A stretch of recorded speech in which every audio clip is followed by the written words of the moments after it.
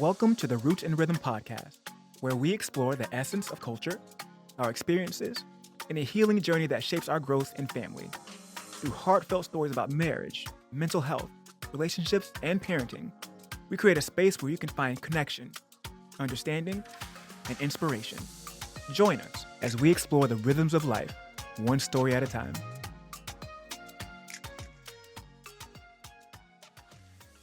What's up, everybody? Yeah.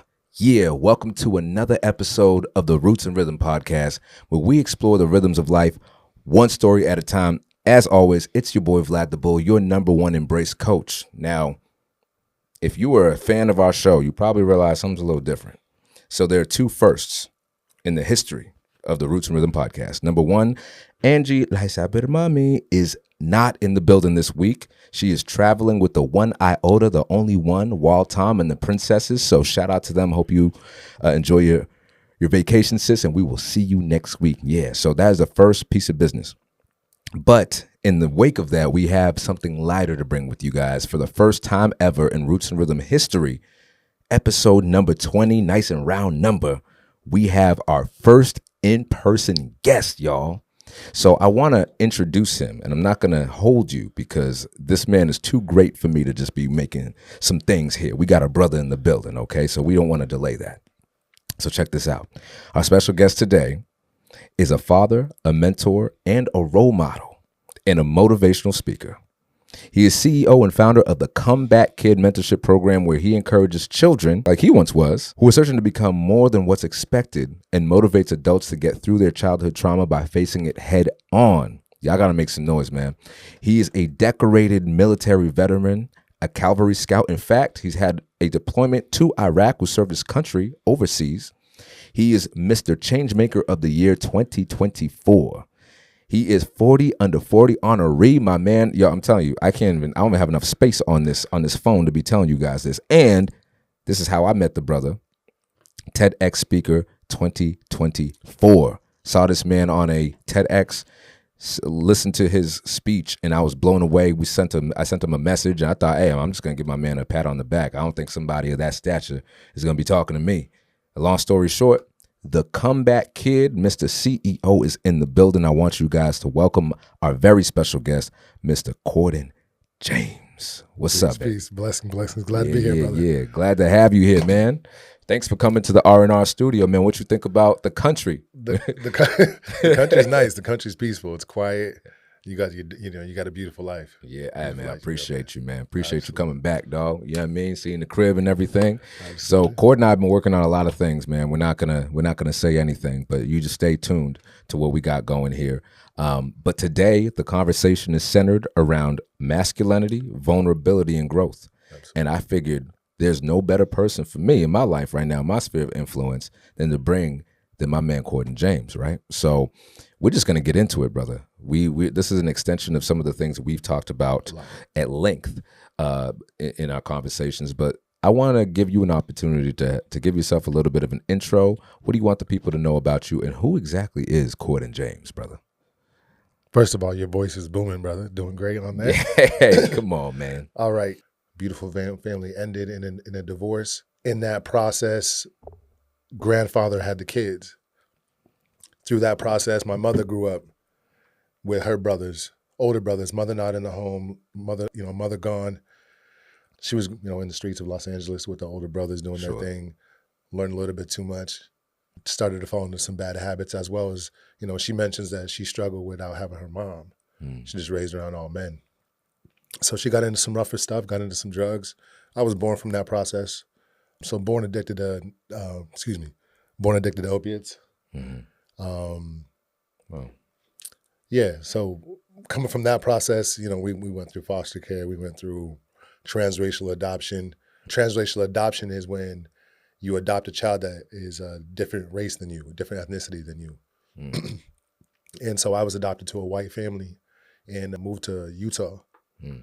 So growing up in Utah was a different lifestyle, very complex. It's just being a kid, trying to be a kid, but there was always a lens of being a black boy. Yeah, in an all white place. There was it was just all white people.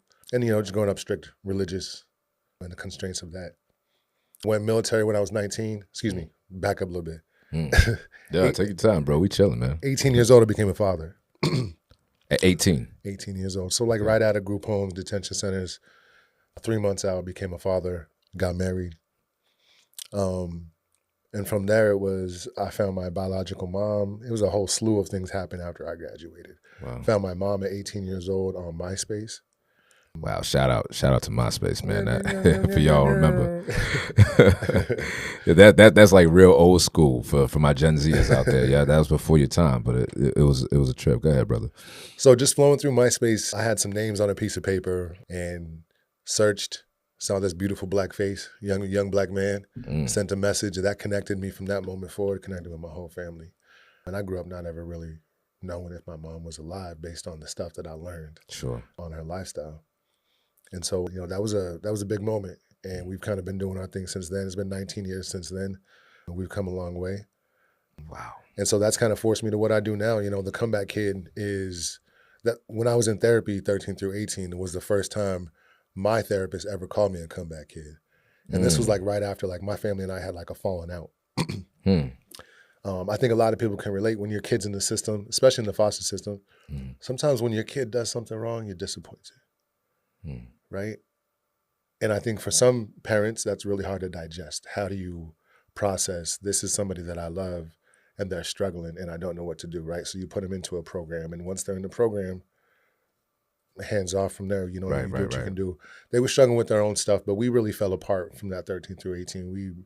To the point that I was told I wasn't going to come home. I was denounced from the family. And, I remember walking into therapy. And, we did group therapy every day. Oh, you did? Every day. Okay. Group therapy, individual and group therapy. So, and I'm assuming that was that was just like a non-negotiable. No, not yet. you going to therapy one way or another today. Yeah. Very, very therapeutic. Every day in and day out, 5 days a week. Individual and group therapy, activities, ropes courses, books. Yoga, meditation, Yoga and meditation, that's actually pretty progressive. I did not imagine that as being part of those programs, but yeah. I feel like I got blessed in the sense of when I can look back and like think about the care that I had. Because a lot of times, you can see Netflix series, you can read the stories. You can see the cases, you can see the numbers of kids that go to programs and get abused or worse, right? Some kids. Yeah, actually, there's a documentary attached to it, but to your point, there's a show called Wayward on Netflix. New one. It's a new one. It's new. And it's about a fictional place called Tall Pines, and it's like a correctional school. Yes. But it was mirrored off of, like, the person who created or wrote the series actually wrote it and based it off of a real experience, like a real school. And I'm going to get through the miniseries, and then I'm going to actually watch the documentary. But even it being a theatrical depiction of what happens at this fictional place, it was hard to watch, man. Absolutely. Yeah. I seen that. It's very realistic in some senses. There's a lot of cases of that happening. Wow. So I was very grateful that I went to a place that did not have that. My therapists were good. My staff was good. And I mean good as like they had a genuine interest. Right. And you can always see the difference in staff. Right, you could see that you just got your bachelor's degree and you showed up here. Yeah, you're trying to get you some brownie points, get you cut your teeth on me. And I don't think you're ready. Exactly. And it was an all boys group home, Right. So like you come in and you don't know what you're talking about, or you little, they're gonna get you. Right. But then there was the staff members, like you have your favorites, right? The people that really get through to you, that really drive that home. I can think of Brian Alba was one of them guys. I don't know what he was muscular. Brian Alba. That sounds like a muscular name. Brian. It's like, when you think about masculinity, like what are the things that like help you get through, right? He was a masculine representation. He was muscular, he was well spoken. The way he would address you was almost like he knew that he could get through to you. Right. He kind of joke with you, but also like, hey man, I really need you to hey, you can't be doing that, man. Right. And so it's people like him, and and then my therapist was Native American. Cool. So I got a lot of that holistic. We talk therapy modalities, but we talk about like I remember she used to make me pick grass. She used to make you pick grass? Sit outside on the grass. Oh, wow. Right? We'd have our therapy session outside. We didn't always have it inside the office. So I like that. Like I could just think about being grounded while you're experiencing therapy, man. And I'm like, can we go in the office? Like while we rolling around in the dirt, man. I'm allergic to the grass. Why are we but we just sit there and like she would have us like pull the grass, right? And we stack it up. And it would just be like a grounding thing. You never really thought about it, but then she'd go into like some Native American stuff. I love that, dude. I love that so much. I love every piece of that. So all right, so you were in this program. My bad. And when did you leave? 18. 18. Yeah, okay. So 13 through 18. So I'm assuming you aged out of the program. Yep. Okay. I graduated the program per se. Did they give you they give you a sash, or they give you or is it just like you're graduated, it's time for real world? No, there was a transition period where when I went off to college to start school for psychology, which is again all around the same time when I found my mom. I was actually at college when I found my mom. So my therapist for a few weeks was on the phone with me as I transitioned out of this, and still having like on the phone sessions and whatnot. Wow. So there was that support, and my foster parents were always good, and caring. Actually, first of all, man, thank you for sharing your story, bro. Yeah. I know that people, we're always talking about stories on this podcast. This podcast is centered in storytelling and authentic storytelling, and I just thank you for being able to bring that into this space, man. It's not only bringing value to me personally, but I'm sure to all of our viewers, man. They're going to hear your story and be like, wow. And this man is sitting here with a straight face, and he made it. Like, he's here. Yeah, absolutely. When you look at the statistics, those of us that make it out of foster care and survive, it's very rare. Yeah, and you know, in conversations with you and with my wife, I don't realize as a layman person just how often that experience is. And it's always made me reflect on the people in my life or my lives at different phases of my life who did have at-home experience that I even know, right? Is that an identity that people carry? So I guess my question for you is that something that you lead with? Because in your work, obviously, I saw your TEDx, man. So you do a lot of, like, you're leading with your story, you're leading with your vulnerability, which is what makes you so accessible. But that piece of your story is pretty significant. The fact that you had foster care experience, the fact that you were removed from your home and your parents. So is that an identity that you feel comfortable leading with in 2024? And how did you get there? Great question. It's definitely a role that I embrace now. That's part of the comeback kid theory, right? The comeback kid is about coming back stronger, but it's also about coming back for those that are lost along the way, right? And that's the advocacy piece, right?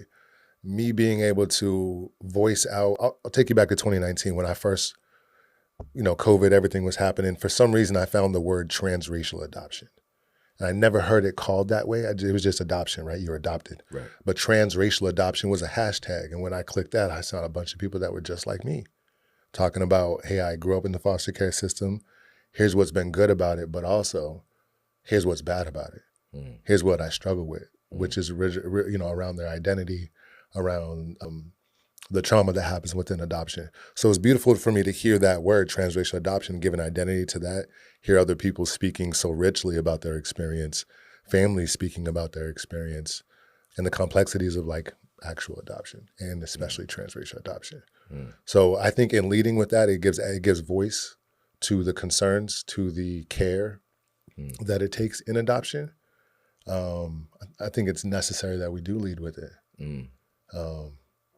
There's a lot of people like me, who are voiceless, who are caught up in the system, who don't have a voice. And for all those that passed away along the way, you see the childhood crimes that are happening these days. Oh yeah, man. Yeah. A lot of adopted, so it's like you got to give voice to it, so you can put light on it and continue to advocate for them.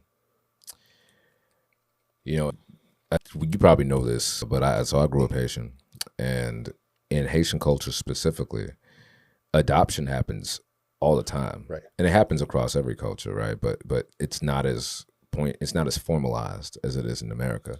So my mom's mom, my grandmother, she was raised by, I think, an aunt. Yeah. And again, Cordan, it's just so crazy how when there isn't language for mental health, and when there isn't language for psychological disturbances or just mental health issues, it's just you just got a group of people who just gloss over things that are inherently traumatic, right? So my grandmother was raised by an aunt, and I asked my mom, why was my grandmother raised by an aunt for? And she's like, oh yeah, well, her mom was crazy and was running around in the woods. And I thought to myself, I'm like, why? That's pretty relevant information, right? Because if what we're saying, she was crazy, if there's no outside of the religious explanation, there's a scientific explanation, there's a genetic explanation. What happened? But that happens all the time. I know one of my friends, his mom was raised just by somebody who was close to the family, and I think they call that kinship adoption.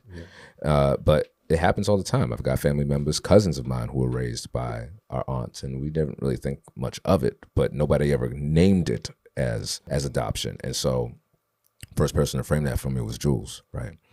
And I'm like, oh, I never really thought of it that way. And then it made me think of all the things you were saying, like the identity piece, how even though they're adopted by people who look like them, their identity is still rooted in their biological parents. I don't think that's something we can escape. And so, yeah, man, I'm curious to know, as we center this conversation on masculinity, vulnerability, and personal growth for men. And there's all my brothers listening to this right now. You were gonna get some nuggets and jewels up in here today. Yeah. So my question for you, Cordan, is, what was your understanding of masculinity growing up? Like, throughout all those experiences, I'm sure you've had different caretakers and you've met different people. Who taught you how to be a man? Man. And what that even mean? You know what I'm saying? Like, we still trying to figure it out, but yeah. I mean, it was definitely at 3 years old being adopted by the Haverons. I was with them from the ages of 3 to 12. I'll say that was like my first example, right? And we're talking a man who is a cowboy. Like think of Chuck Norris, but with brown hair. Oh gee. He wore right, 3rd degree black belt in Kempo, so martial artist. Get out of town. Very country, like the place we grew up with. Small, extremely small. So imagine real small town living, right, where you pretty much work. There's a main strip in the city that you drive, right, from one side of the city to the other, and that's it. So you're probably pretty comfortable coming up here then. This is like right up your alley. Because that's kind of where we live, right? Small town, one road. Super everything's small. In the center of town, right? Yeah. So yeah, very, very small. You grow up with the same kids your whole life, right? Yeah. From 3 to 12, you graduate together. Some people stay there. You get your homeschool sweethearts. Very, very small town. Mom worked part-time. Dad had 2 or 3 different things he was doing. Right. He was a full-time custodian at the high school, or at the middle school. And then he always had something else he was doing. So that kind of goes into like, he always had 2 or 3 different businesses. My dad was always working, which lent to like, didn't really see him at sport events, but when he did, it was a big thing. In middle school, we always got to see him because we have like sport events at the school, and he had to close up the school, so he was usually there. But he might miss he might miss that little slam dunk or something. Right. But he was there to see you. He was there to see you ascend, right? In presence, right? So like that was a good example of like how he treated my mother. They seemed to get along well. There was a lot of music. I remember a lot of music, right? Him singing a lot. I can't say I could see a whole lot of emotion come out of him per se. Yeah, well, let's dig in on that a little bit. So you described what you described in your father is a lot of what we experience as men, right? Yeah. What we're told is acceptable. Yeah. You're seen, you're not heard. You provide, and provision is financial. It's not necessarily emotional. Yeah. A man who didn't express himself a whole lot. How did that shape your identity as you were growing up in a small town? Sure. Where I'm sure things happen in small towns like they do in big towns or in big cities. But then how did that teach you as a man how to communicate now? I mean, I was not a boy that communicated well as a kid, just with everything that I had going on. Right. But I also didn't see it from him a lot. I think I seen him happy. I did always see him communicating with people, which is where I'm a very social person. Right. That was always something that he would do. We would go up north 3 hours away, and he would talk to strangers for hours in the parking lot. So there was that like lighthearted connection, loving people, helping people out. But like maybe one-on-one time was like, it wasn't like if I was in trouble on something, I maybe get scolded on something. Then maybe there wasn't necessarily like a mirroring or like a relatability of like, hey, I was going through this at one time, and it'd be like knock that shit off. Or I'm Right. knocking it off. Yeah. You know, which was when I look at like how he was raised, right? I heard his stories of like his dad was very violent. His dad would whoop his butt, and he had all brothers, so they all grew up that way. Wow. So I could have never expected him to be. I think he was as vulnerable as he could have been. Right.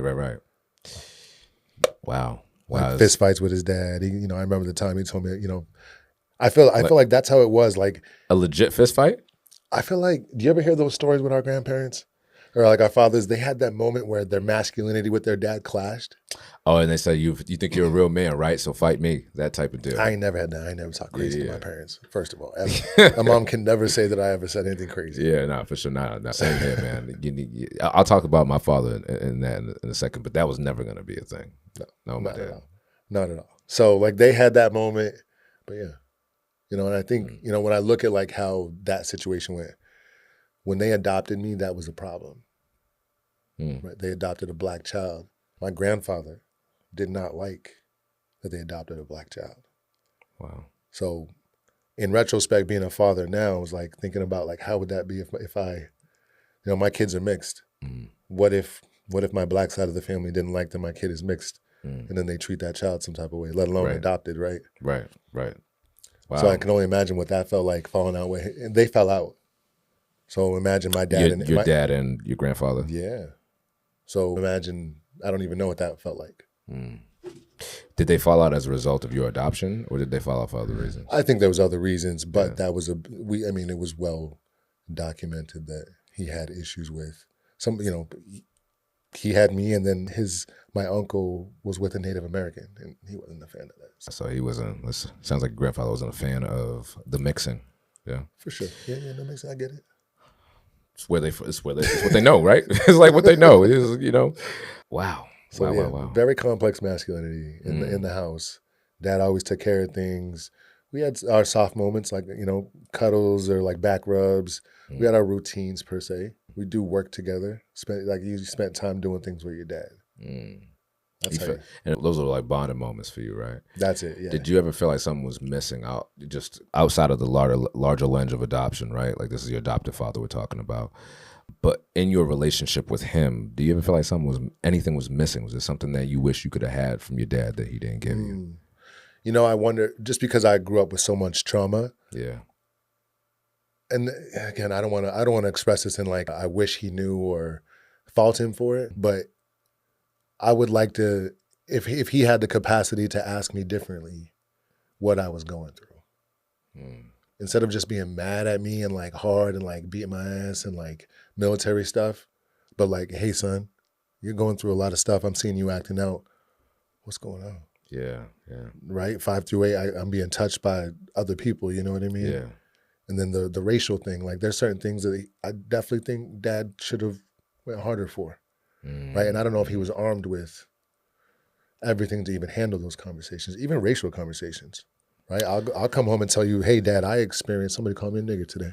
You think he had the wherewithal? I mean, this is a white man, right? So who has he had to have that conversation with before you guys were adopted? And what competencies did they have? I asked my wife the same thing. Like, what competencies did your parents have when they adopted you? Did they go through like a racial sensitivity class? Did they go through a course where they prepared them to be raising transracially adopted kids, like kids that don't look like you, right? And she was like, "Are you crazy?" I was like, "What? That's a serious question." She's like, "Nah, no, ain't nothing like that in the 80s. Ain't nothing like that." So even still, like racism and bullying are two different things. We'll make that very clear. Racism and bullying, you said? Yeah, two different things. However, bullying, same thing. If your son comes home and is like, hey, these kids were doing this, this, and this, have that conversation. Right. Here's, how you going to handle that conversation? You going to tell them to get them back? You going to tell them to go tell the teacher? So what was your father's response? I'm curious. My dad was a martial artist, so it was a lot of like, don't let nobody play you. Right. Don't let nobody punk you. But go out there and return it. I feel like it got reduced to just ignore it. Like, don't give it energy. That was the big one, is don't give it energy. Wow. Damn. Like pretty much you have that button and you need to shut it off. You know that that's going to be your hot button, and shut it off, because you can't just punch everybody that. Mm. And like sometimes, to be honest, sometimes I felt dismissive because it wasn't stopping. It wasn't, you could, like, we could go to the principal, or I don't know. So I don't know. Yeah, it's interesting because it's almost like it's a path of less resistance. And in essence, I could see where your father was going. I was doing a lot of fighting. Yeah. I could see where your father was going, right? It's like, all right, listen, you're getting enough scraps as it is. Don't be putting no more scraps on my plate, okay? Yeah. Just ignore it. And I don't know if the bullying at that point was verbal or physical in nature, right? But that is something that you hear many men say. Hell, I mean, dude, I'm gonna be real with you. Like, my father had told my brother. Now, my brother is 6 years older than me. Sure. And at one point, he went to the park and he was at the sandbox, and some kid punched him or something like that, really like hurt him. And he came home and said, "This is what happened to me." And he said, and my father's like, he got like irate with him. Like, you should go back there and whip his ass. Right. But it wasn't even really that's not even really what he said. That would have been a bit more acceptable. But what he did instead was, for years, and I witnessed this, remind my brother for years that he was knocked out at the sandbox. Like, that's why that kid knocked you out. That's why that kid punked you. And I watched it chip away at his self-esteem. Like, damn, my daddy's actually almost celebrating the fact that I got my ass kicked. And so when I heard your story, it made me think of that desperation that most men grow up being placed in, from a place of desperation that their dads were in, and it could be generational, right? But that's why you and I, even in having these conversations, are breaking that mold, right? Because when we're talking about vulnerability with men, it just, let's just be frank, it does not wash, as Chris Hansen would say. You ever watched To Catch a Predator with Chris Hansen? Oh my God. It was like must-see TV in the early 2000s.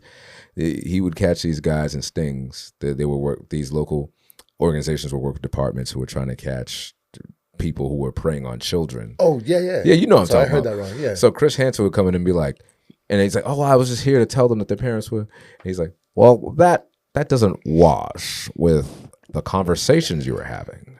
What was the lesson here today?" Right? So yeah, our understanding doesn't really wash.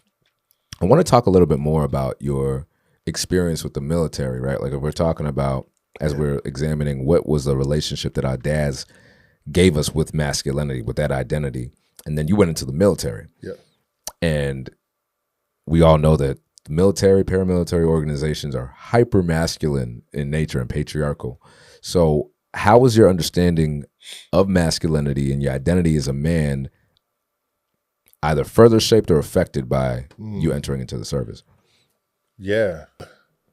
So I went into the military as a U.S. Army Cavalry Scout, which is a men's only role, infantry. So I was around men all day. So I went in at 19, was in till I was 23. Man, not that you ever thought about it as masculinity, but I mean, it was hard charging. These guys that just came home from Iraq, RIP, but they had lost 3 or 4 guys on their deployment. So you can imagine you came into a platoon of warriors who had been, they faced real war. So, and we were on a rapid deployment unit. So we had a year of training and then we were going back. So it was very much like they had a couple months to like relax, and then it was back to the training schedule, which for us was like 2 weeks in the field, 2 weeks out. So you're really home for 2 weeks and then you're in the field doing different stuff. As well as, military, your days are 12, 13-hour days. Yeah, for sure. Damn. I guess when you think of like the overscope, right? We did what we had to do. Masculinity at that point, to me in my head, comes down to like our acronym, which was leadership, right? Loyalty, duty, respect, selfless service, honor, integrity, and personal courage. That was what I saw day in and day out with these soldiers. And that became the lens. However, there was a harder aspect, right? When you're at war and you're, we train with guns all day. We're doing cultural training to deploy to this other country. Yeah. It's a different lens. Going to war, bro. Just who you got to be, right? You leave you say goodbye to your wife and kids, and you say, "I'm going for a year, and hopefully I come back." Yeah. You write your will. right? Oh, you guys were riding whales too. Oh yeah, you could write. Oh, you good? They can still hear you. But you can't hear you. You right, sure. There we go. Yeah. So you. I do that all the time, man. I do it all the time. With the score. Like damn, karate chop. So yeah, it was hard charging. It was good, but like when I look at like the toxic sides of it, which I get because it's war, right? When you were injured in the military, you did not go take care of it immediately. You had training to do. You needed to be there for your brothers. That's a sense of responsibility. But the other side of that is you got hazed for going to medical. Oh, wait, time out. Yeah. You were teased for getting injured and going to medical and seeking treatment? Yeah, you'd be called a sick call ranger. Yeah, in the state police, they called us medical muffins. And you know what they would do, right, Cordan, is that they would make you sit at a special table at the chow hall with all the other medical muffins. And so, you know how you get the sound off in basic training going everywhere, like hurry up train or whatever it is they have you singing. But as a medical muffin, you couldn't run. Even if you like, I don't know, broke your finger and you could run just fine. Yeah. You couldn't run. You were forced to walk. And instead of saying, hurry up, trainees, hurry up, they made you walk around going, ooch, ouch, ooch, ouch, ooch, ouch, oochie, ouchie. One time they made, and this is like in the beginning of the academy, right? Where everybody was just injured because you're running everywhere. You're double timing everywhere. So everybody's knees look like watermelons and shit. And my knee was like warped, bro. You ever warp a tire and it's kind of like this? My shit was all over the place, and I had to get a brace. So everybody's knees were messed up, right? Absolutely. You acclimate, you train. Eventually, I think it's like 6 weeks and your body acclimates. Yeah. But I remember sitting in the back of formation, man, and they're like, "You're not gonna chant ooch, ouch today. You're gonna chant, I'm useless, I'm useless, I'm useless." And then this drill sergeant, her name was Sergeant Lizardo. Off record, she was so sweet. One of the sweetest ladies you'll ever meet. But you wouldn't know that in basic training because she'll whoop your ass. Absolutely. And she was only 5 feet tall or some shit. Yeah. And she walks up to me, she's like, "Yes, you are, Lassant. Useless. Carry on." I was like, okay. Got it. So yeah, I mean, that seems pretty consistent around the board, right? Anything that is military, paramilitary oriented. Damn, to even just think about, I'm injured. I can't even say I'm injured because I'm going to get punked. It's complex, and I don't quite know how to unpack that because there is a necessariness to being that hard, right? Sure. When I think about like being in the sticks when we was, in the field in theater, yeah, if you have an injury, you gonna figure it out. And I get that you need to instill that in people. But the other side of that is when that soldier's really injured, whether they make it to deployment or not, when that person's really injured, they're not taking care of themselves. Right. Like the documentation. A lot of soldiers are getting out and they're like, I didn't document anything. And now I get no compensation. Yeah. That happened to my boy, man. And here's the dangerous part about that I see among veterans, because a lot of my classmates were veterans as well. Sure. You have to tuck away. You have to be able to compartmentalize even physical injuries, right, to an extent in order to get your job done. In high risk, high stress environments, you're not going to have time to go to the medical and get you some Advil or wrap your shit up. You're going to have to figure it out.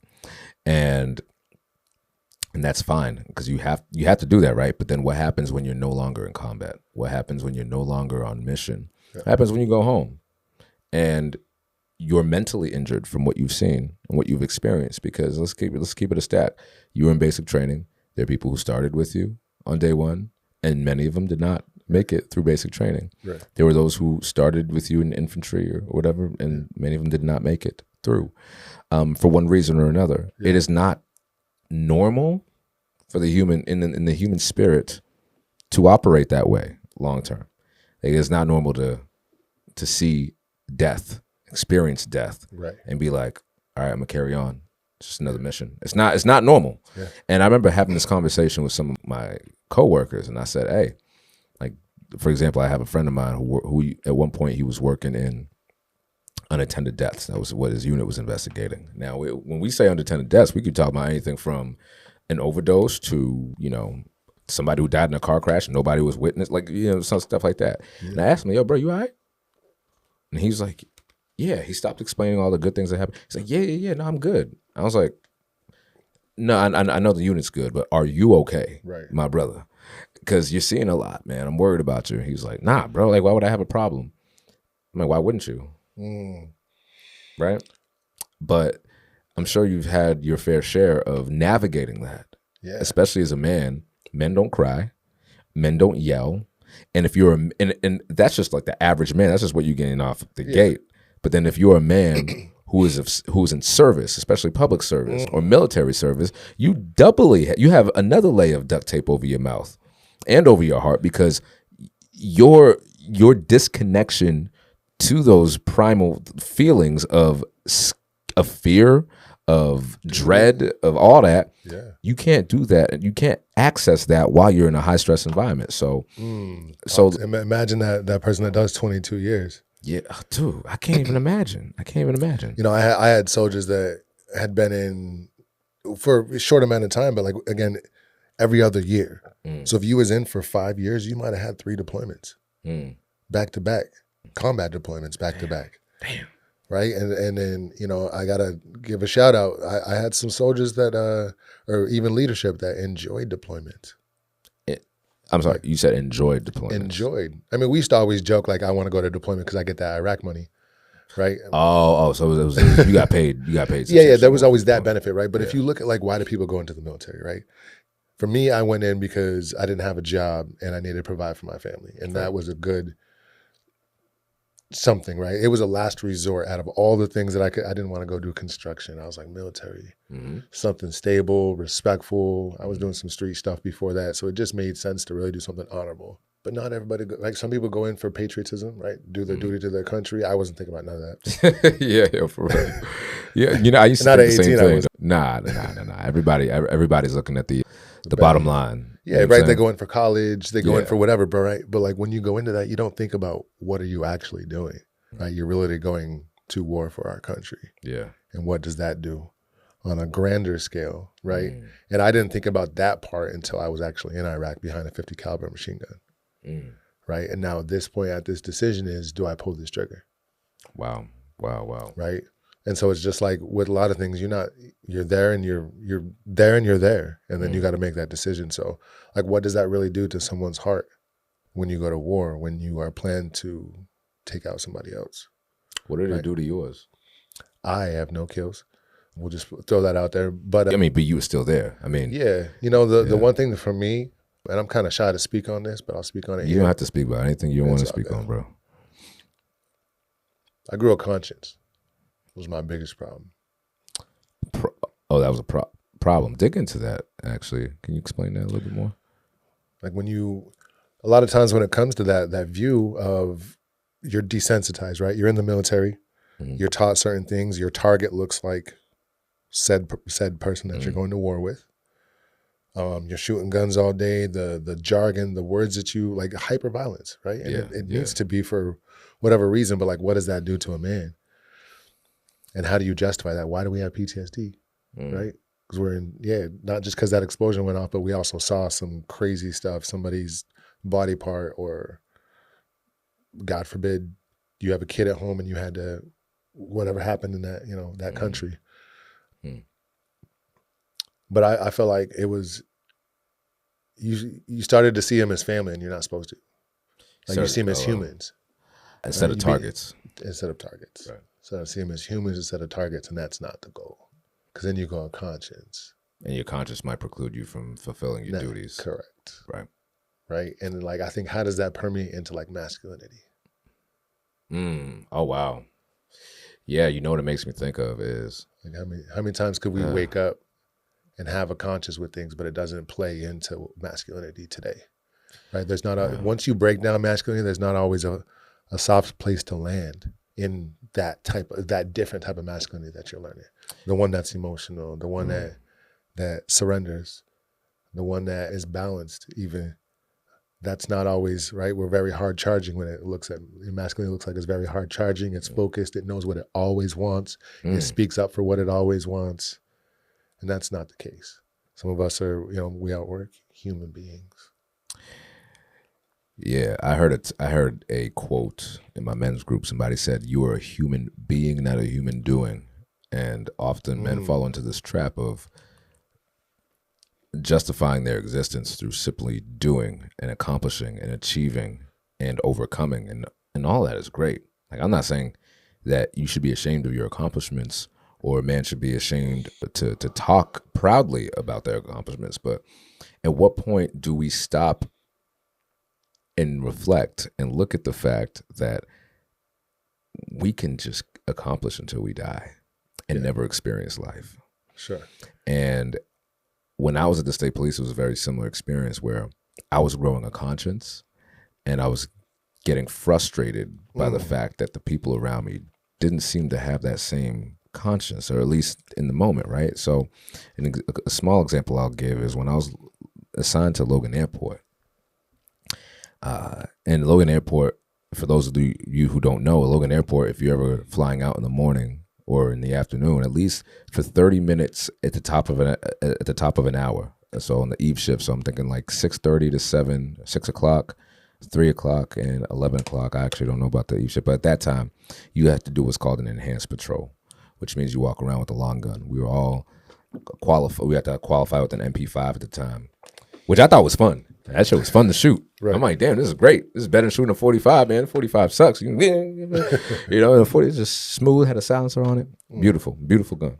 I'm like, can I buy this when I retire? They're like, nah, you can't do that. And so at Logan, we have a lot, and it still has a problem with homelessness. People who are unstably housed. And they would come to the airport, and they would just be sleeping on the public side of the terminals. I don't have a problem with that. Right. My mom always told me about, she was a little girl, she was sleeping on dirt floors in Haiti. Sure. My father didn't tell me this, but my mom told me about my father, that my grandmother, my dad's mom, would be sewing clothes together from the hand-me-downs from my aunt, who's older than my dad, to give him clothes to go to school. So like, my parents come from poverty. And I have never had any preclusions about homeless people. When I grew up, the first 10 years of my life before my parents divorced, across the street from my house was a halfway house, or a homeless shelter. Gotcha. And so the people who are homeless, who are coming to get services, bro, they'd be sitting on our steps. I'd be coming home from school, and they'd be sitting on our steps. And like, hey, man, what's up? Hey, you got a cigarette? I'm like, nah, I'm only 8. I'm sorry. Like, I don't smoke. And so what I'm trying to say is that these people are a fabric of society. That's how I grew up thinking. Any day could be your day. You never know. Nobody wakes up one day is like, I'm going to be homeless. I'm going to be addicted to drugs, or I'm going to lose everything, and I'm just going to choose to be this way. Yeah. But there are some people who think that, though, Cordan. Yeah. And so when I got there, we go to roll call, which I was not used to. On the road patrol, you don't have roll call. You just sign in, and that's it. You don't really, if you don't want to see people you work with, you never have to see them unless you bring in the rest. Absolutely. And I kind of like that, because there's some times I just didn't like people that I worked with. And that was cool. Right. I don't got to see you. You don't got to see me. If I come through, it's love. And they come to roll call, and they'd be like, hey, you guys got to go out there and run all these homeless people. You got to go out there and find out if they have criminal histories. You got to go out there, and if they have a warrant, which most of them do, you got to lock them up and send them a message, somebody said. And I remember thinking to myself, this is where patriarchy goes wrong. The fact that we think that we are empowered to do something like that, to disrupt people's lives who are already disrupted. I mean, we're talking about people who are at the bottom rung of their life, and you're telling me I'm going to send them a message by locking them up? Most people who are homeless don't want to go to shelters because they're overrun. The only bed that's available comes at the cost of them getting robbed or beaten. And the airport is big. It's well ventilated. I don't have a problem with you sleeping here. Don't mess with nobody, and I don't have a problem with that. Yeah. And most of these people weren't bothering nobody. Right. And so, anyway, I said all that to say this. I started to grow a conscience, and I just refused. And I wish I learned this before in my personal development, but I suppose it took going into a paramilitary organization to realize this. I don't like being told what to do, right? Especially if I don't believe in what you're telling me to do. Correct. And I'm like, shit, I wish I realized this shit before I went into the academy, because I don't like being told what to do. So I didn't like being told, go in there and make and wage war on the homeless people. I'm not going to do that. So I didn't. Yeah. And it started creating issues for me there. And it was amazing to me just how many people were like, just do it. It's our job. We have a job to do. I'm like, yeah, we have a job as troopers, but we also have jobs as humans.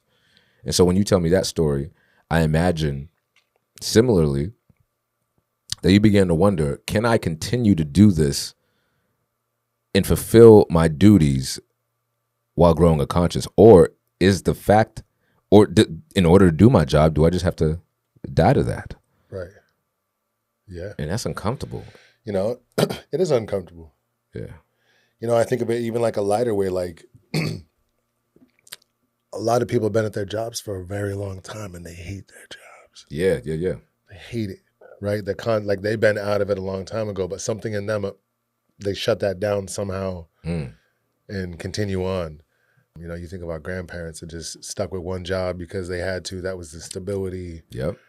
They stuck with grandma. They was in different rooms. You know, a lot of the silent sticking, generation, right? Was it the boomers of the silent generation, or was it the generation before that? I don't know. I'll vote boomer though. Yeah. Everybody just took the L. That was like the mainstay in our parents' generation. You just take the L. You don't like your wife, so what? You got to raise kids. It's like you don't like your job, so what? Yeah.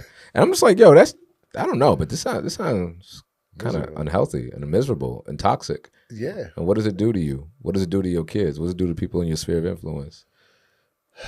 To remain in something that no longer serves you, or that never served you. Yeah. Right? Yeah. And that's how I feel about mainstream masculinity. Like, I'm gonna keep it stacked with y'all. I am waging war on mainstream masculinity. Consider this day one. I'm declaring it right now.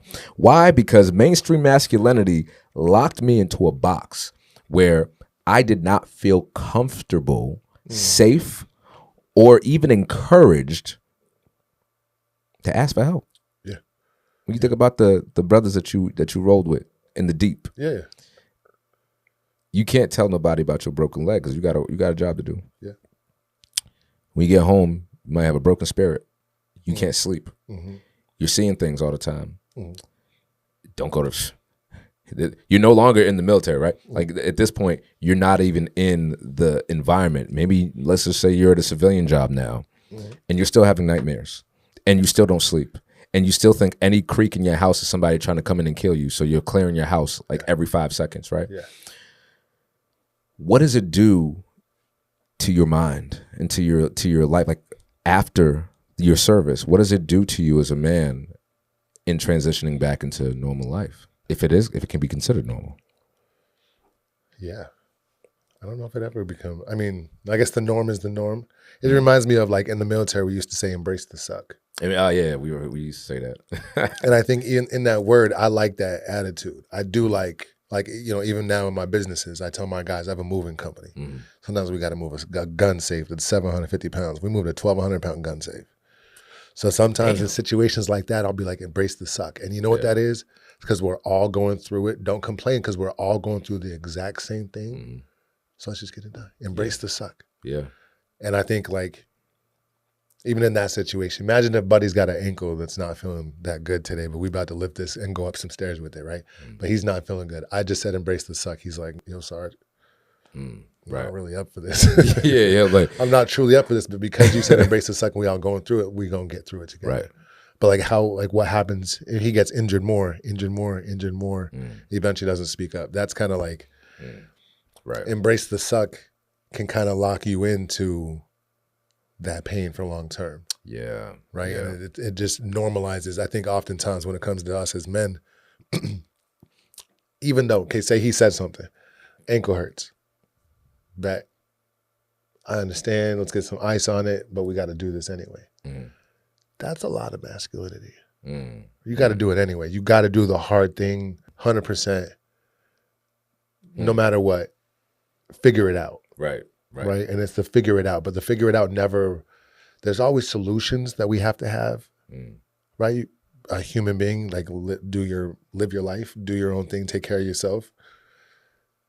I think we're learning now, it's like you can't just steamroll through everything. Right. No, you can't.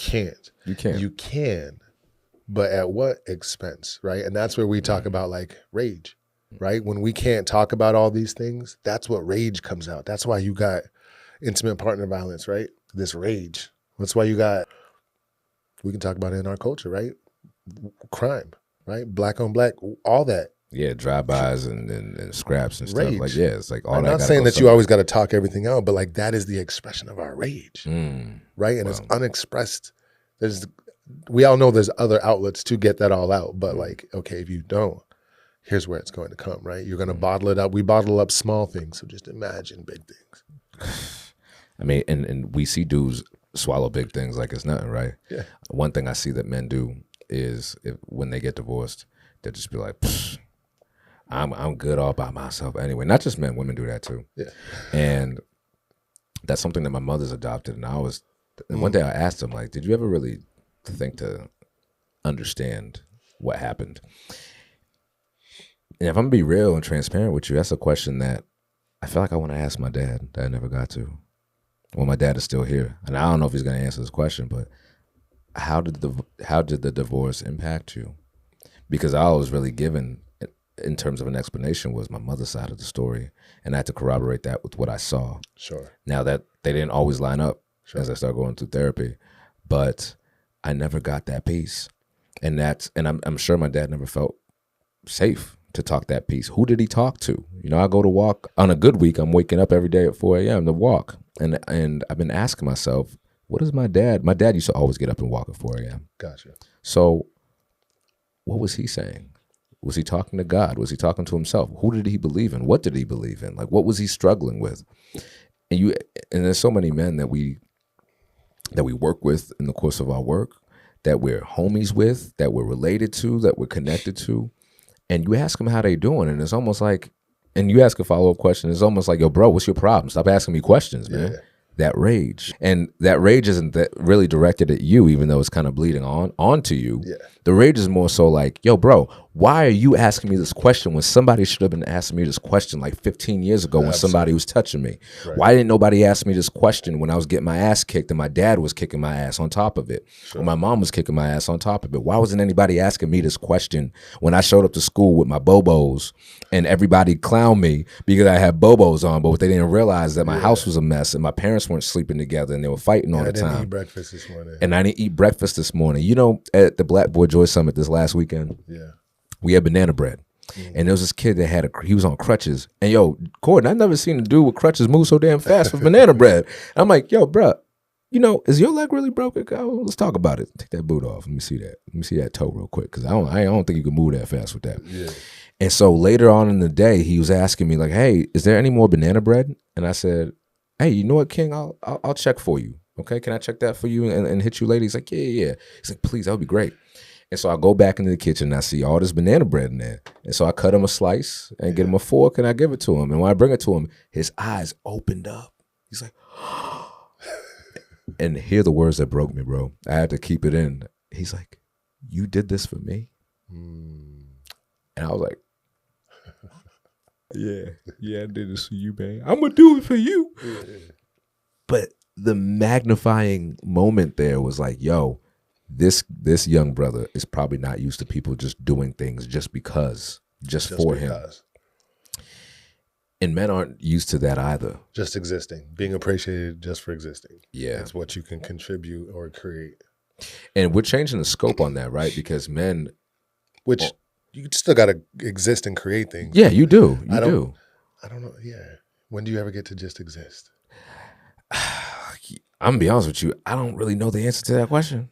Because even as I wage war on mainstream masculinity, Cordan, I don't actually know if I could just exist. Like, let's think of it in a scenario where my wife just hit it big or became a millionaire and was completely fine, or she just didn't want to work, and I didn't have to do anything. I didn't have to create anything if I didn't want to because it was inconsequential, right, financially. Sure. Could I just be okay existing? I don't know. And so if the money stopped operating on if the world stopped operating on currency and it was just like a barter system or something like that, where you just, or however it operated, I don't know, live on an island and you just provide for yourself. Yeah. But like, do you think that you could ever just be? Nah. Because I mean, you still do things in the world. Like that's like the conundrum. You still. Well, yeah. Like being is not like being is more like the happiness, the peace. Not even happiness, because happy is still an emotion that is not long term. Right. It's just an emotion. It's going to come and go. But peace, same thing, come and go. But like that harmony, I think is what we search for. And it's like, even having this conversation, what is the result of like tearing down masculinity, like reconstructing it, or reconstructing it? Reconstructing. Yeah, you know, it's actually kind of. And where do we land with that, right? Yeah. Right. So think about my dad. Say he lived a long, long life. Sorry, I'll back up a little bit. Mm. The attitude that I feel like permeates a lot of these conversations is this: even if I talk to you, what are you going to do about it? Right? And so a lot of men don't find reason and purpose in being soft per se. Like, I talk about my emotions. I know that it makes me feel better. I feel seen. I feel relieved. It allows other people to love on me and step in. But I don't think even just me saying that, it's going to convince somebody that this is the way to go. Right. But it's not going to convince everybody, because someone's going to see that I don't even have time for that. I don't. Right. What is that going to do for me? I'm going to go home and talk to my wife about what? Or I'm going to go home, I'm going to go talk to this therapist. And then afterwards, I still got to go back to my shit. So it just opened a whole can of worms when I can just keep it right here. And actually, I'm good. Yeah, but like, what's the cost of that, right? It's kind of like you need to take a shit. So how do you get through to that man? Because we all know we want to be happy and be able to speak, but how do you convince someone who masculine, whatever? You know what I've realized, bro? I used to think that it had to be formulaic, where we had to either entice men with something traditionally masculine. Like, for example, my brother Myron Edmonds, he, at his last conference, had Satino Mobley come through. Shout out to Satino Mobley, man. I was just talking to him the other day. Cool dude. Tall, too. Yeah. And I'm short. So, like, you know what I'm saying? Like, you're tall to me, bro. And you don't know tall until you've seen Satino Mobley standing next to you. And I'm 5'6" on a good day, 5'5" now that I have some compression in my disc. This dude is like 6'7". I'm like, hey, yo, bro, next time, not just no offense, but next time, I'm going to get some step ladders before I'm going to holler at you, because I can't have you sunning me in my head. But again, that's what masculine intention is. Like, if you taught me, go sun me. Anyway, I was on to something good, and I don't remember what I was saying. So you was talking about Satina showing up to the thing. Yeah. Oh, yeah. So how we get through to men. I used to think you had to get men to show up by waving one or two things in their face: how to make more money, how to get more poom poom, right? Yeah. Because men will show up for that all day. Sure. Oh, you show me I can get some poom poom? I'm there. Who gonna be there? Who gonna be there? Is the poom poom gonna be there, or is this a master class on how you do it? Right. Is the money gonna be there? You're just gonna show me on the master class. Dudes always want to get more money. Dudes always want to get more women, but dudes don't always want to get more healing. Why? Because it, like you said, that's a waste of time. I ain't got time for that. I'm in survival. Why are you talking to me about feelings? Why are you talking to me about experiencing these things that most men are convinced are a waste of time to process, right? One of the things that a lot of men don't talk about is sexual violence, because men are known to be the purporters of sexual violence. But what happens when men are the victims of sexual violence and of assault and molestation? That is not something I was willing to talk about. And when I had to reprocess that, I went right to work trying to convince myself that this is not what happened to you, Vlad, because that don't happen to men. That's not what happened to you. I used to hear dudes talk about this all the time, and they were talking about it like, oh yeah, my cousin did this with me, or this girl, when I was in kindergarten, she pulled down my babysitter, yeah. And like Lil Wayne, I don't know if you ever heard Lil Wayne tell the story, but Lil Wayne's telling a story about how he was with all these older men, and he had, and there's this woman that was at the house, this older woman who had sex with him, and he was like, that was a badge of honor. It was like the best day of my life. Right. But I'm like, you were a child, and you had no capacity to process any of that stuff. Yet, the way that we cope with that, and the way the people that were around you that let that happen cope with that, is by making it some sort of badge of honor, something to celebrate. And we get to a point where you can't pop any more champagne to take that void out of your soul, right? And so to answer your question, how do we get men to show up, deconstruct, and be willing to have those conversations? Like, yo, bro, it doesn't have to be formulaic. You would just share our stories. You're Cordan James. I met you on a TEDx talk.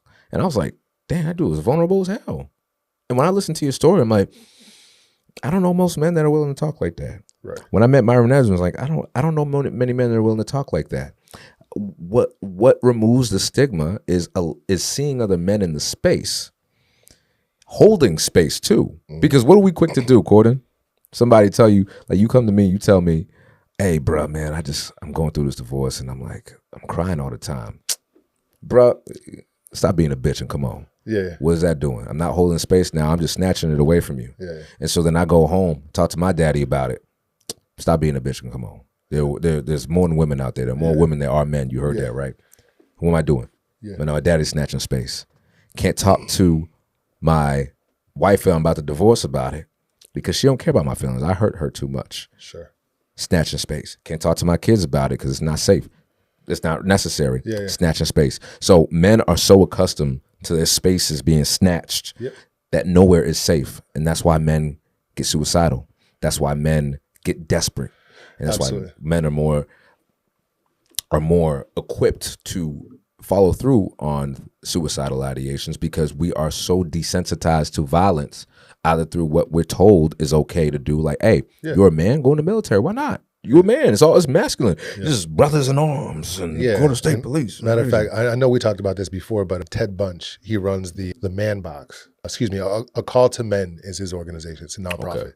And he talks about the Man Box and how the Man Box is how we as men have locked ourselves into homophobia. We don't want to be emotional because that's a soft thing for a woman to do. Men aren't that, right? We don't want to be seen as anything other than, like you said, you're a bitch.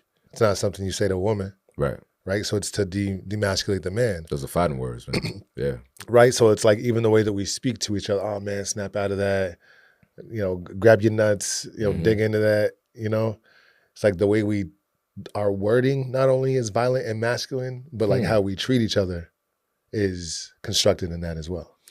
It's interesting. So from what I'm hearing, it's almost like even the language you're saying that we use with each other as men, think about it, is violent. Yeah. Like, damn. When I came up with my rack, I was really big on like, I just settled this, like, am I a pacifist? Like, I think war is necessary, right? If you ever trespass on mine, I'm going to get me. Right. However, on like the global scale, that's, what was I saying before that? We were talking about, shit, it's coming to me, man. This is what happens. It's so good, We've been doing good though. Yeah. We were talking about violence, like how yes, our violence, words of violence with each other. Yes, the exactly. Man Box, yep. So this whole pacifist conversation, it talked about like deconstructing how you speak and how violent. Like think about if you want to pump me up, what's some phrases you might say to me? Man up. Man up. Get your shit together. Crush it. Kill it. Mm-hmm. Oh wow. Damn. I even remember that's part of our lexicon. I'm trying to think of other things that we say, but everything is like, or be a beast. Yeah, right? Be a beast, right? And that's like this, it's always got to be like this very intense. All or nothing. Almost, All or nothing, all encompassing, run through the wall type mentality. Yeah, we straight Kool-Aid man in it through life, man, as men. But think about it. If our language is always all or nothing towards each other and around each other, then what makes you think that when a man is in isolation and has no longer has the desire or the strength to man up, to kill it, to crush it, to beast it, or whatever, when that man is in isolation, what makes you think that violent language is not what he's going to use against himself? You know what I mean? So like, okay, I can't crush it today. Where does he land? Right. Where do you land? There's nowhere for him to be. He's not a woman and he can't be emasculated any further. So yeah, and for a man, it's like if you're seen as effeminate, then you lose twice. Sassy. Yeah. Cause now you can't go to your brothers and be effeminate. Right. And no woman is gonna want an effeminate man. Right. So now where does that leave me? It leaves me in a pretty tight box. And I think everybody's struggling, men and women. So like the conversation is, we're talking about masculinity, but like for real, everybody's struggling and everybody needs to give each other grace. Right. It's just when it comes to men and we talk about being logical or emotional, we are more to be logical and expected to be logical. So when you ask somebody to be emotional, it's not going to be pretty because there's never been a creation of that space to even be emotional, right? It's almost like you have to relearn. Like you could be it's picture like an 18-year-old boy who's becoming a man, or even at my age at 37, how do I actually learn how to talk about my feelings? Like you could say, I want you to talk to me about your feelings. I'd be like, what's a feeling again? How you spell that? You know what? It's almost like you got to take them back to like how I taught my kid how to identify emotions so she didn't crash out when she was young. I had like this little flip book. It had emojis in it and it had like mad, frustrated, happy, tired, sleepy, right? And like it had the faces, whatever. Imagine if you've never been mirrored those emotions. Yeah, or the only emotions that you were mirrored and that were accepted were anger or happiness. And even if you did see it, doesn't say that you adopted it yourself and that you can speak it for yourself. I think there is a level of practice that comes with speaking like this. I grew up in a lot of spaces, again, therapy my whole life. So like my vulnerability is, even my sister tells me when I first met her at 18, she's like, you different. you different. You different. The way you just so open-armed and vulnerable with people, she's like, people are going to run all over you. And I was like, oh, wow. Let me tell you, I had to learn how to be affectionate. I was born with reactive attachment disorder, which is like when in the first 5 years, if you are not embraced, cuddled, if you can't depend on a caretaker, you have reactive attachment disorder, which means that you learn to calm yourself down. Think about the baby. When your baby cries, you held it skin to skin. Yeah. You swaddled it, you know, all those things. Anytime it cries, there's attentiveness. So imagine a kid that never has that. Yeah. You just baby learns to cry and it learns to calm itself down. So like the baby learns that because the cry is an invitation to bond and to connect. Like I need comfort, but then you don't get that. So then eventually you adapt and realize that you're not going to get that externally. So you do it for yourself, whether it's adaptive or maladaptive, right? Exactly. Well said. So even just looking at that lens, like I had to learn like how to hug. I had to learn how to kiss. Like my parents were literally teaching me like, hey, hug your sibling. I was like, nah, we not. Nah, we ain't on that. We ain't on that. Yeah, like people would give me hugs and I would just, oh my God, what are you doing? And that was as a kid. So just like I had to learn how to talk. I had to learn how to talk about my emotions. I had to learn how to feel. My therapist was very big on like, I'm a very logic person, I guess, if you would. I'm masculine, right? Very, very masculine in that definition. But I remember my therapist like, take that from here to here because we're good for being logical. I can talk through, what's the word? Intellectualize. Exactly. Yeah. I can intellectualize. I can talk about the emotions, but not feel the emotions. I cannot emote. Right. So I was very good at like, I could tell you how I feel, but like, are you seeing it on my face? I could tell you how like my dad whooped my butt as a kid. Maybe it hurt my butt, but I'm like, oh yeah, he spanked my butt. In reality, like I was bawling. Like, I was actually having that conversation. Like last night, we was having that conversation about corporal punishment. And up until a point, I thought it was that's normal, bro. Like we needed that. We grew up, like it was tough. And I normalized it, which is normal for you to do that in order for you to survive it. Yeah. But then you realize, you get to a point where like, oh damn, that actually kind of fucked me up a lot.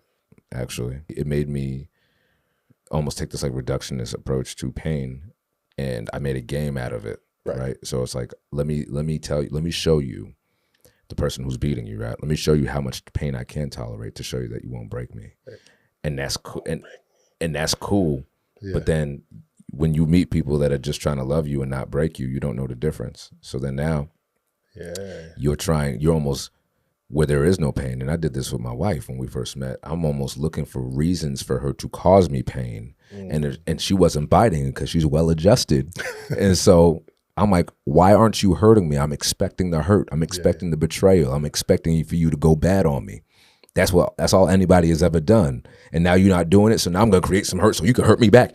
It sounds crazy, but how often do we do that though when we grow up that way? So yeah, man.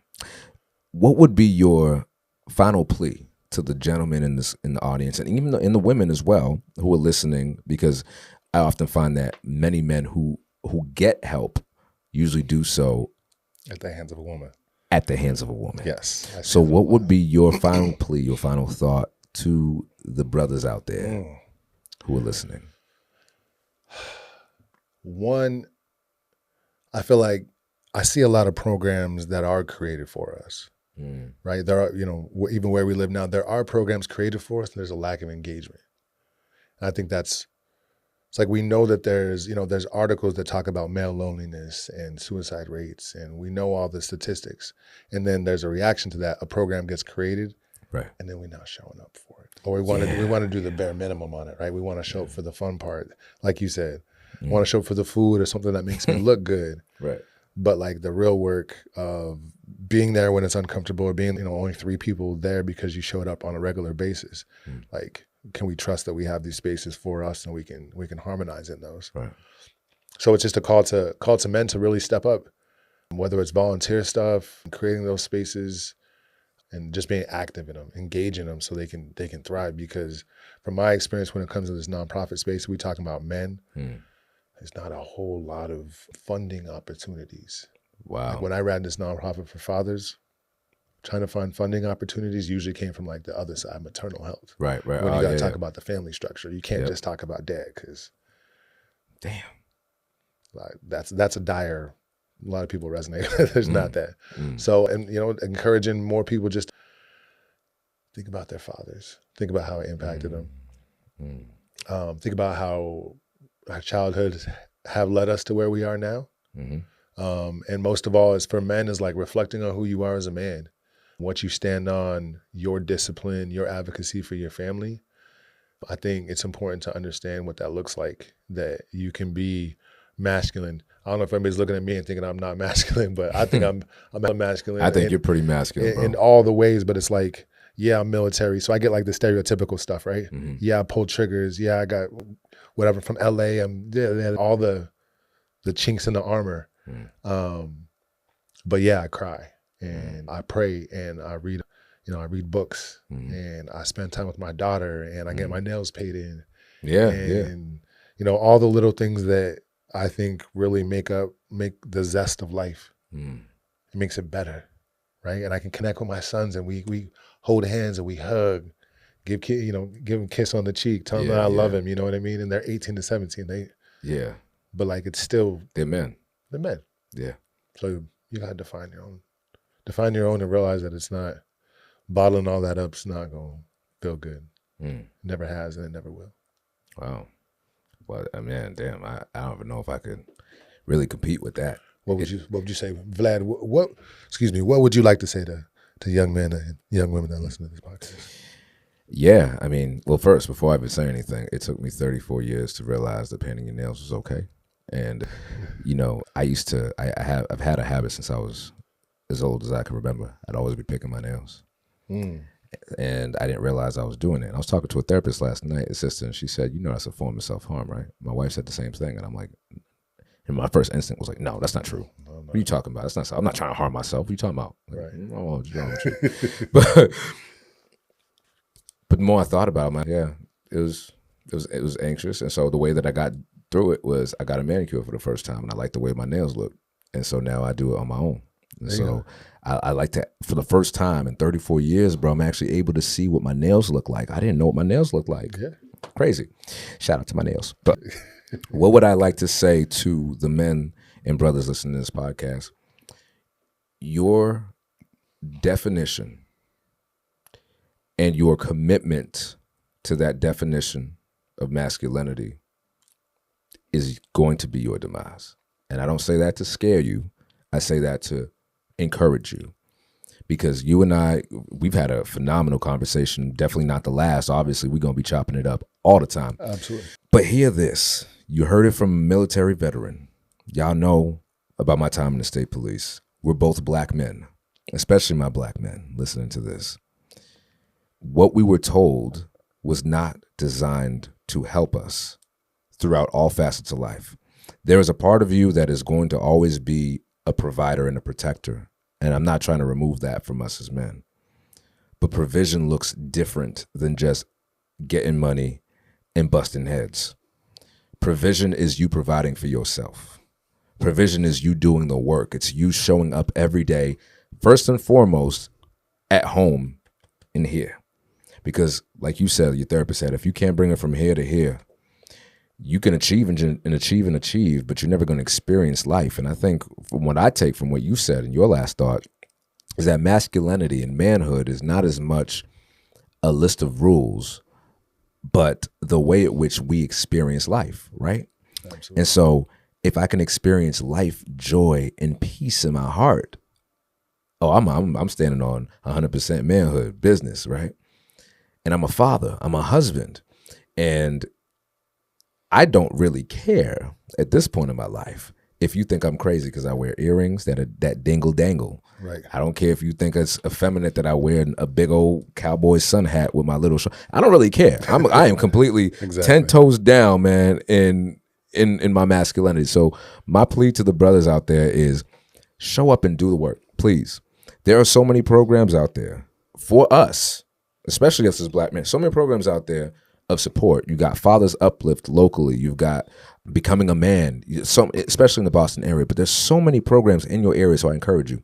Research. Go out there and find that help. Don't wait for the help to find you, because by then it might be too late, right? And you don't have to wait for your partner to give you an ultimatum to make it so that you show up to therapy and that it's worth it, right? You're already worth it. What you're going to find there is that your love and your acceptance of yourself is what's king, right? So that would be my thing, man. Get out there and get the help. Get out there and do the work. Get out there and stop manning up. Stop beasting through it. Stop killing it. Stop crushing it. You don't need to do any of that. Let's remove violent language from our lexicon. Let's do the work and just experience life, y'all. Ain't got to be complicated. But do the work. Find you a Cordan James, right? Find you a brother that could tap in with you and pour into you and hold you accountable for how you hold your feelings accountable. And any man that's in your life that's snatching your space away, deuces to him, because we're not going to get through this without each other. And that's my final thing, man. But Cordan, bro, thank you for stopping through, dog. My brother, Absolutely. man, it's not going to be the last conversation for sure. But, man, I appreciate you coming through, dog. Appreciate you, man. Love you, dog. It's your boy, Vlad the Bull, your #1 embrace coach. And Cordan James, the comeback kid. Thank you. That's it. We out of here, man. Y'all stay rooted.